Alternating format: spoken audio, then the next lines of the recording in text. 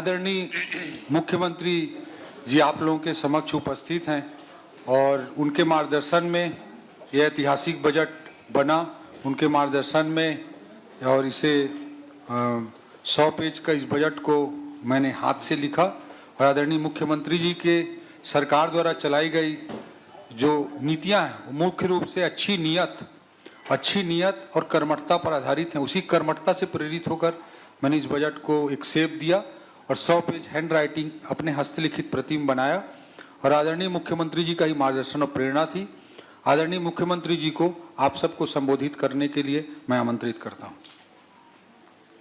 आज के इस प्रेस वार्ता में हमारे इलेक्ट्रॉनिक्स मीडिया और प्रिंट मीडिया के सभी साथियों का मैं स्वागत करता हूं, अभिनंदन करता हूं। साथ ही हमारे प्रदेश के सरकार के विद्वान वित्त मंत्री श्री ओपी चौधरी जी का भी मैं स्वागत करता हूं। हमारे प्रमुख सचिव श्री सुबोध कुमार सिंह, हमारे फाइनेंस सेक्रेटरी मुकेश बंसल और बाकी और लोग भी उपस्थित हैं, उनका भी मैं स्वागत करता हूं। आज का ये दिन छत्तीसगढ़ के लिए ऐतिहासिक दिन है। आज वर्ष 2025-26 का आम बजट विधानसभा में हमारे सरकार के विद्वान वित्त मंत्री श्री ओपी चौधरी जी ने प्रस्तुत किया है और इस अवसर पर मैं छत्तीसगढ़ की 3 करोड़ जनता का भी अभिनंदन करता हूं, स्वागत करता हूं, नमन करता हूं।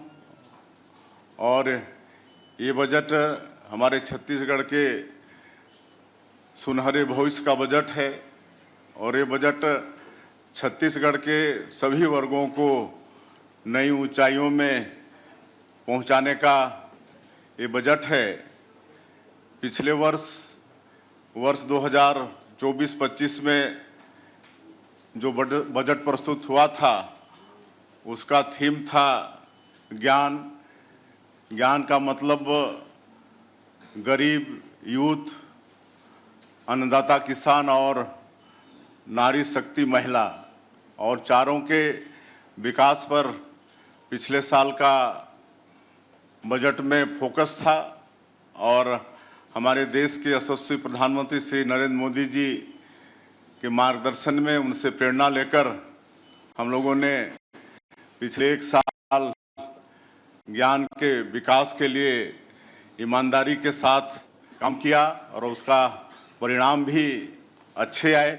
मोदी की गारंटी पर विश्वास करके छत्तीसगढ़ की जनता ने हम लोगों को सरकार में बैठाई तो मोदी की गारंटी को भी 1.25 साल के अल्पकाल में पूरा करने का सरकार प्रयास की और इसका नतीजा ये हुआ कि अभी पिछले समय में जो चुनाव संपन्न हुए हैं, चाहे वो नगरीय निकाय के हों या फिर रायपुर दक्षिण विधानसभा का उपचुनाव हो या त्रिस्तरीय पंचायती राज का चुनाव हो, इसमें छत्तीसगढ़ की जनता का भरपूर आशीर्वाद हम लोगों को मिला है।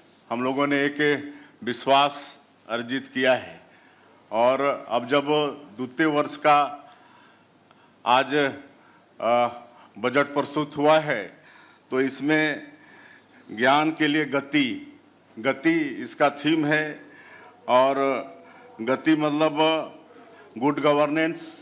हमारा ये प्रदेश पहला स्टेट होगा पूरे देश में जो सुशासन स्थापित करने के लिए एक सुशासन और अभिसरण विभाग का गठन किए हैं और इसके माध्यम से सुशासन स्थापित करने का हमारा प्रयास है।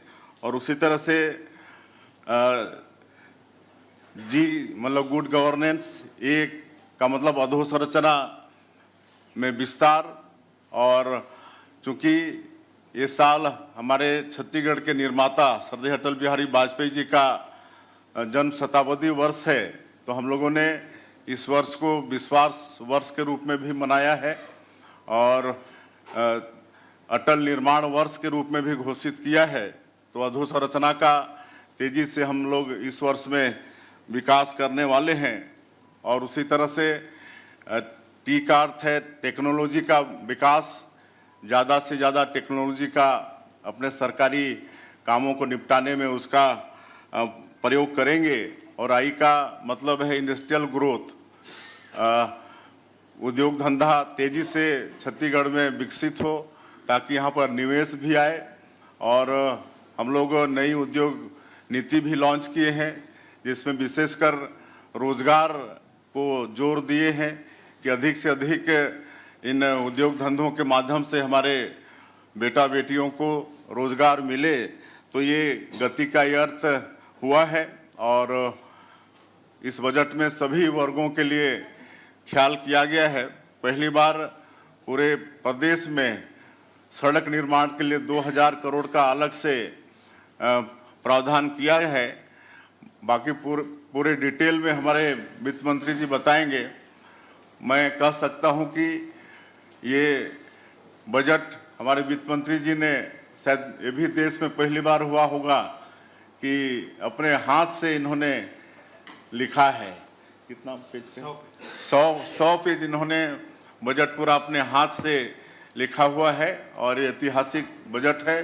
बाकी बजट के विषय में विस्तार से हमारे वित्त मंत्री जी आप लोगों के सामने में रखेंगे। मैं पुनः प्रदेश की 3 करोड़ जनता को धन्यवाद देना चाहेंगे और उनसे आश्वस्त करना चाहेंगे कि जिस विश्वास के साथ उन्होंने हम लोगों को सरकार में बैठाया है, हमारी सरकार की नीति और नीयत दोनों साफ है।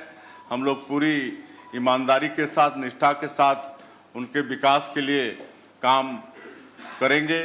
और एक बार फिर मैं इस शानदार बजट बनाने के लिए, प्रस्तुतिकरण के लिए हमारे वित्त मंत्री जी को हम धन्यवाद देते हैं।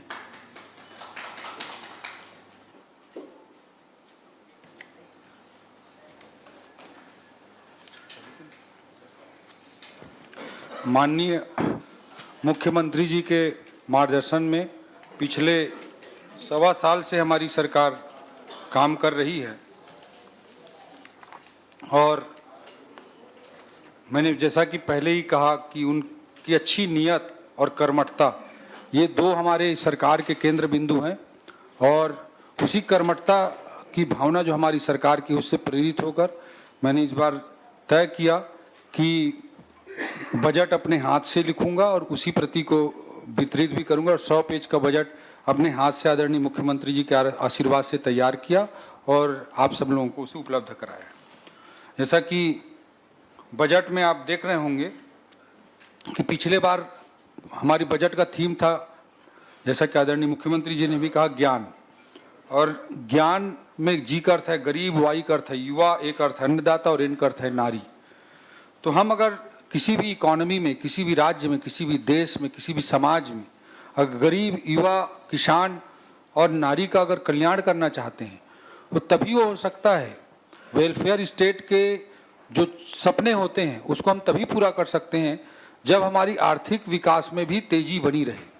जब आर्थिक विकास में तेजी रहेगी, हमारी आर्थिक सेहत प्रदेश की अच्छी रहेगी, तभी हम गरीब कल्याण की योजना, युवा कल्याण की योजना या नारी कल्याण की योजना हम ला सकते हैं, अन्यथा नहीं ला सकते। इसलिए हमने, हमारी सरकार ने मुख्यमंत्री जी की लीडरशिप में तय किया कि इस बार हमारा पूरा फोकस गति पर रहेगा। और गति में जी का अर्थ है गुड गवर्नेंस, ए का अर्थ है एक्सिलरेटिंग इंफ्रास्ट्रक्चर, टी का अर्थ है टेक्नोलॉजी और आई का है इंडस्ट्रियल ग्रोथ। ये चारों बिंदुओं के माध्यम से हम अपने आर्थिक विकास की गति को तेज करेंगे। और उस आर्थिक विकास की जो तेज गति होगी उससे सीधी सी बात है हमारे जीडीपी का साइज बढ़ेगा, हमारे टैक्स कलेक्शंस बढ़ेंगे। जैसे आज के बजट भाषण में मैंने पिछले 1 साल में किस तरह से टैक्सों में वृद्धि हुई है, एक सुशासन के कारण, टेक्नोलॉजी को अधिकाधिक उपयोग करने के कारण, उसे हमने बजट भाषण में प्रस्तुत किया।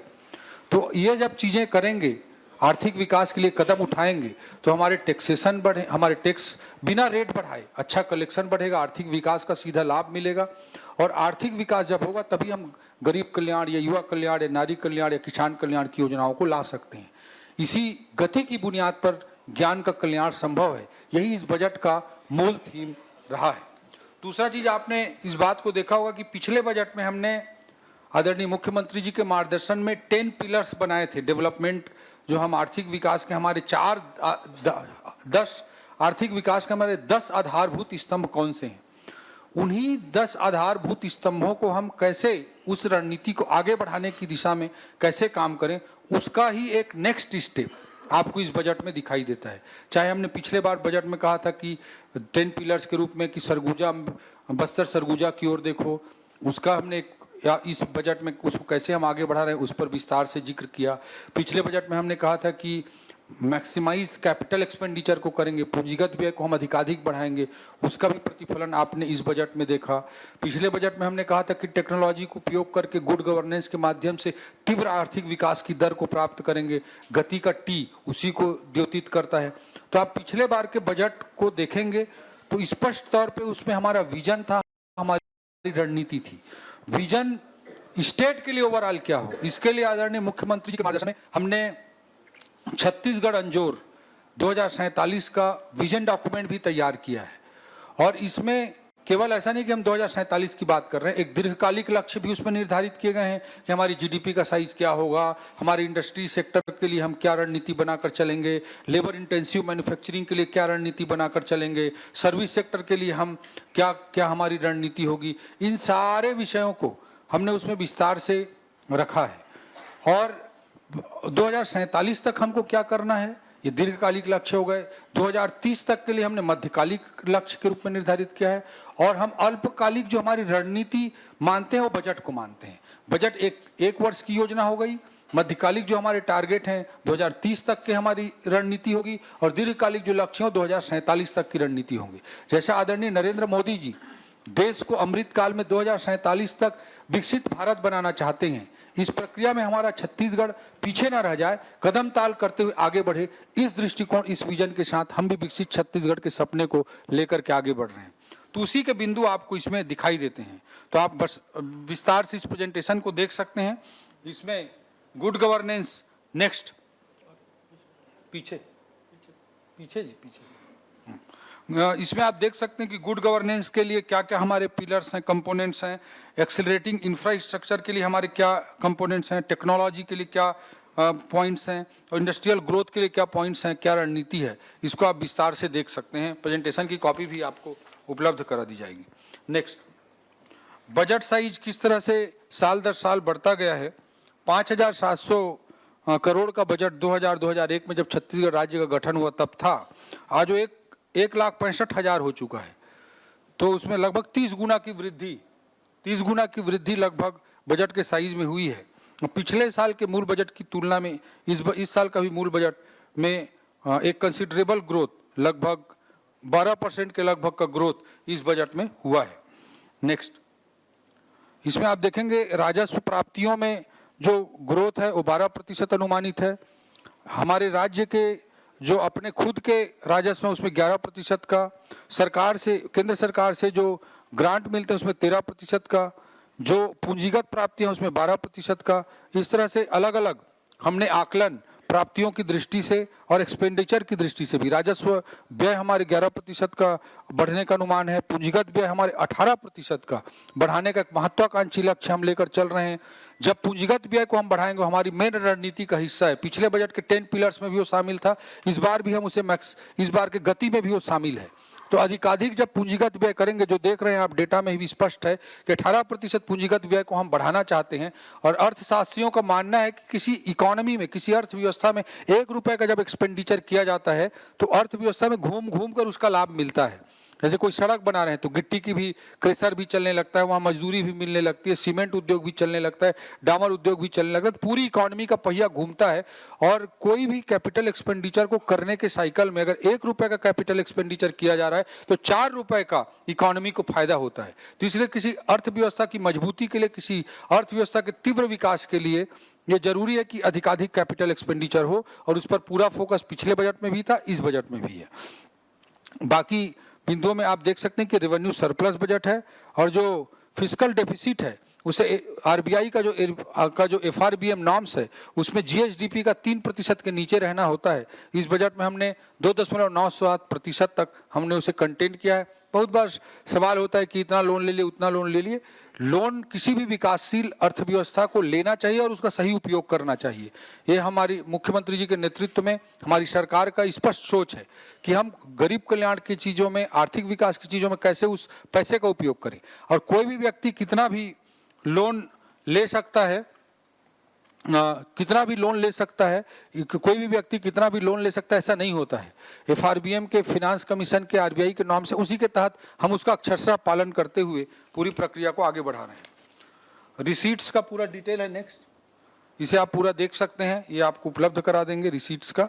नेक्स्ट, उसी को रेवेन्यू एक्सपेंडिचर, कैपिटल एक्सपेंडिचर में पाई चार्ट्स के माध्यम से डिवाइड किया गया है, इसका भी आप अध्ययन कर सकते हैं। नेक्स्ट, रिसीट्स जो है, रुपया हमको कहाँ कहाँ से कैसे प्राप्त होता है उसका एक आकलन इसमें किया गया है। एक्सपेंडिचर, नेक्स्ट, जो खर्च हैं वो कैसे अलग अलग सेक्टर्स में, कमिटेड एक्सपेंडिचर में, ग्रांट सब्सिडी में, कैपिटल एक्सपेंडिचर में कैसे होता है, उसका भी एक पूरा आकलन है। नेक्स्ट, किस डिपार्टमेंट के बजट में कितनी वृद्धि हुई है, इसे भी आप देख सकते हैं। जो हमने गति का कॉन्सेप्ट लिया है उसमें आई का मतलब इंडस्ट्रियल ग्रोथ, जो इंडस्ट्रियल ग्रोथ हमारा जो गति का मुख्य बिंदु है, उसमें इसमें आप देख सकते हैं कि जो किस विभाग के बजट में कितनी वृद्धि हुई है।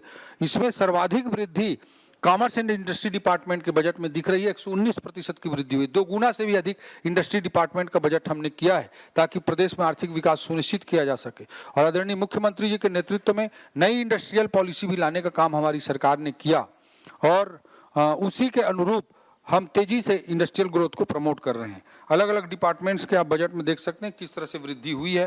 कैपिटल एक्सपेंडिचर के पॉइंट ऑफ व्यू से PWD के विभाग में आप देख रहे हैं 19% की वृद्धि, WRD वाटर रिसोर्स जल संसाधन विभाग के बजट में 20% की वृद्धि, ये साफ तौर पर दृष्टिगोचर है। नेक्स्ट, जो अलग अलग डिपार्टमेंट में कितने कितने का आवंटन है उसका ये डिटेल है, इसे आप देख सकते हैं।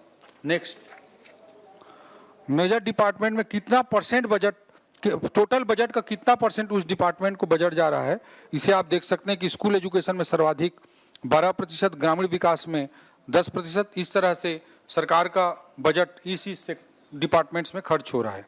नेक्स्ट, मेजर स्कीम्स जो हमारी हैं उनका इसमें विस्तार से वर्णन किया गया है, चाहे कृषक उन्नति योजना हो, उसके लिए 10,000 करोड़, प्रधानमंत्री आवास योजना उसके लिए 8,500 करोड़, महतारी वंदन योजना 5,500 करोड़, खाद्यान्न सहायता योजना के लिए 4,500 करोड़, ऐसे अलग अलग स्कीम्स के लिए इसे लागू किया गया है। नेक्स्ट, नए जो प्रयोग किए गए हैं, नई योजनाएं जो आदरणीय मुख्यमंत्री जी के नेतृत्व में हमने लाया है, उसे आप विशेष रूप से देख सकते हैं कि मुख्यमंत्री नगरोत्थान योजना, जो बड़े नगर निगम के क्षेत्र हैं 14 हमारे, उनमें अर्बन डेवलपमेंट के माध्यम से आर्थिक विकास कैसे तीव्रता से हो सके, इसके लिए मुख्यमंत्री नगरोत्थान योजना लागू की जा रही है। उसमें 500 करोड़ रुपए का बजटीय प्रावधान रखा गया है। मुख्यमंत्री मोबाइल टावर स्कीम, आदरणीय मुख्यमंत्री जी की संवेदनशील सोच है कि विशेष करके हम पहले चरण में ऐसे गाँवों को हम फोकस करेंगे जहाँ पे आदरणीय हमारे उप मुख्यमंत्री विजय शर्मा जी का भी आगमन हुआ है, हम सभी उनका अभिनंदन करते हैं। और जो मुख्यमंत्री मोबाइल टावर योजना में मुख्यमंत्री जी की संवेदनशील सोच है कि कैसे हम मोबाइल टावर अंदरूनी क्षेत्रों में लगा सकें, इसका भी पहला चरण प्रारंभ किया गया है, क्योंकि बहुत अंदर के जो गांव होते हैं वहाँ पे टेलीकॉम कंपनियों के लिए वायबल नहीं होता, इसलिए ये योजना लागू की गई है।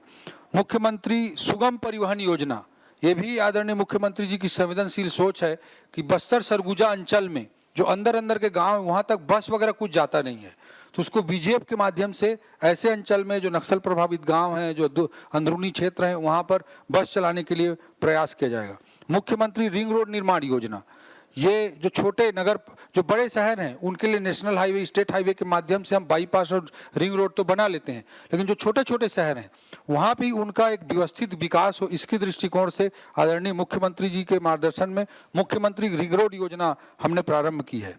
इसी तरह से मुख्यमंत्री गृह प्रवेश सम्मान योजना, हमारे जो शहरी आवास के हितग्राही हैं वो जब आवास का निर्माण पूर्ण कर लेंगे तो उनको राशि प्रदान की जाएगी, अतिरिक्त राशि इंसेंटिव के रूप में। जो योजना में मिलता है वो तो मिलता है, घर को निर्माण कर लेने पर मुख्यमंत्री गृह प्रवेश सम्मान योजना के अंतर्गत अतिरिक्त पैसा उनको दिया जाएगा।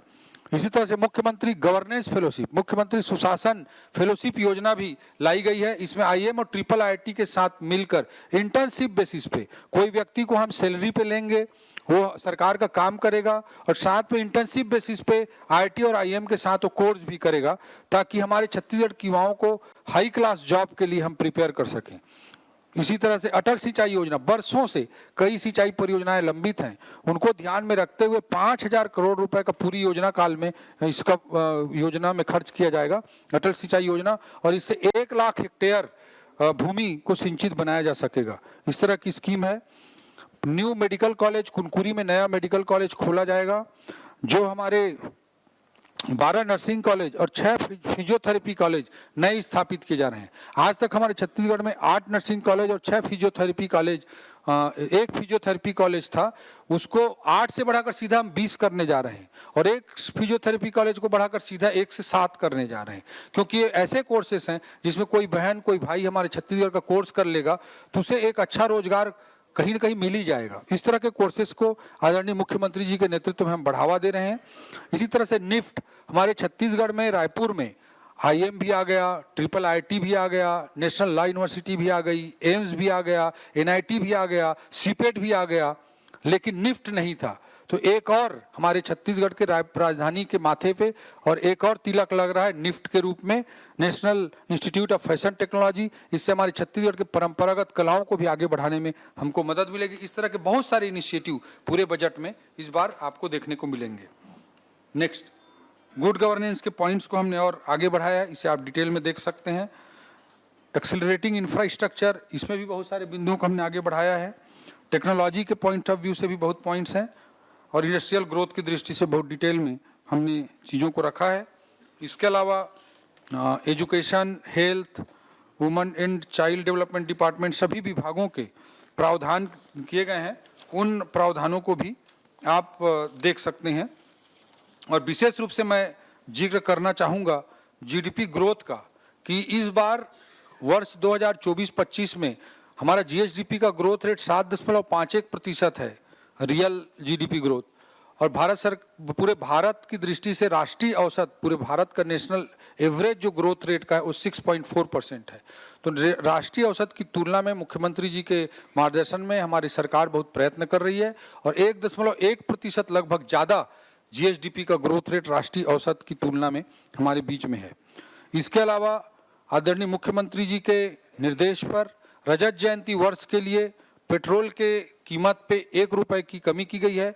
लगभग 65 लाख हमारे बाइक चलाने वाले लोगों को इसका सीधा लाभ मिलेगा। जीएसटी के अंतर्गत, जो पहले जीएसटी रिजीम के पहले वैट था, वैट के अंतर्गत 25,000 से कम की जो देनदारियां वाले केस थे, ऐसे करीब 62,000 केस थे, और 40,000 व्यापारियों के केस पड़े हुए थे, उनको ओटीएस स्कीम लाकर वन टाइम सेटलमेंट करते हुए हमने समाप्त कर दिया है। उसको पूरी तरह से समाप्त कर दिया है। इससे 40,000 से अधिक छोटे व्यवसायियों को लाभ होगा। पैसा सरकार का मात्र 11 करोड़ के लगभग का हमको लॉस हो रहा है, जो वैसे भी वसूली नहीं हो रहा था, 11 करोड़ का ही, लेकिन इससे फायदा 40,000 लोगों को मिल रहा है। इसलिए हमने ये काम मुख्यमंत्री जी के मार्गदर्शन में किया है। जीएसटी में जो ई-वे बिल जनरेट होता था, उसको हमारी पूरे देश के अनुरूप 50,000 तक के लिए था कि 50,000 से ऊपर की बिलिंग हो रही, उसमें ई-वे बिल कंपलसरी था। उसको ईज ऑफ डूइंग बिजनेस के तहत 50,000 से बढ़ाकर 1 लाख कर दिया गया है। कर्मचारियों का डीए 53%, 50% से बढ़ाकर 53% कर दिया गया है। जो हमारे चेंबर ऑफ कॉमर्स है, उसकी बहुप्रतीक्षित मांग थी कि नवा रायपुर में उनको रियायती भूमि मिले, रियायती दर पे, और चेंबर ऑफ कॉमर्स का वहाँ पे भवन बने। नवा रायपुर बहुत तेजी से बसाने की दिशा में मुख्यमंत्री जी के नेतृत्व में हम काम कर रहे हैं। चेंबर ऑफ कॉमर्स के कार्यालय के रियायती भूमि देने का भी निर्णय लिया गया है।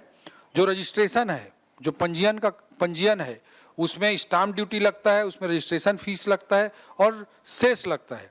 स्टाम्प ड्यूटी के 12% जो सेस लगता था, उसे समाप्त कर दिया गया है। इससे सभी पंजीकरण कराने वाले लोगों को इसका सीधा लाभ मिलेगा। इसके अलावा सबसे महत्वपूर्ण, सभी पत्रकार साथियों के को ध्यान में रखते हुए मुख्यमंत्री जी ने बहुत संवेदनशील निर्णय लिए हैं। पत्रकार सम्मान निधि की राशि को 10,000 से बढ़ाकर 20,000 करने का निर्णय लिया गया है। जो हमारे प्रेस एसोसिएशन का जो हमारा भवन है रायपुर का, उसमें 1 करोड़ रुपए का रिनोवेशन का काम कराया जाएगा और पत्रकार साथियों का एक्सपोजर टूर भी कराया जाएगा, उसके लिए 1 करोड़ रुपए का प्रावधान।